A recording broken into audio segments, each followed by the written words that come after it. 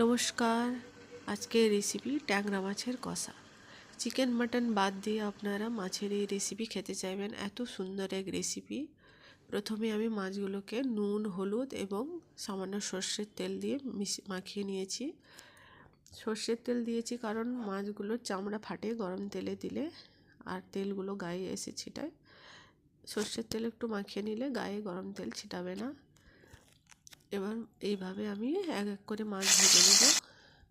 আর মাছ ধোয়ার সময় আপনারা লেবুর রস দিয়ে একটু ধুয়ে নেবেন, দিলে মাছের একটা আঁশটে গন্ধ সেটা আর থাকে না।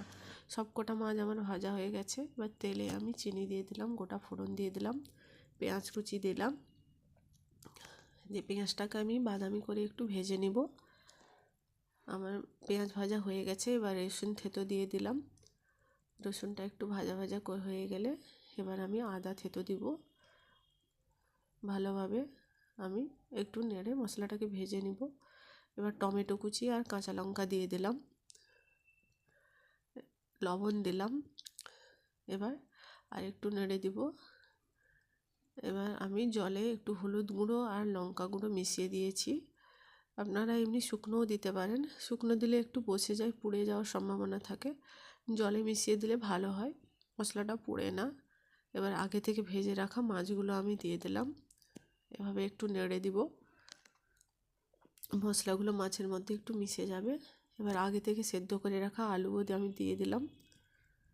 কয়েকটা আলু দিয়েছি, আপনারা আলু দিতেও পারেন, নাও দিতে পারেন। গরম জল দিয়ে দিলাম। এবার আমি এটাকে একটু ফুটিয়ে নিব। উপর থেকে গরম মশলা ছড়িয়ে দিলাম। আমার রেডি হয়ে গেছে ট্যাংরা মাছের কষা। এইভাবে রাখবো আমি, ঠান্ডা হয়ে গেলে শুকিয়ে যাবে। আমার রেডি হয়ে গেছে ট্যাংরা মাছের কষা।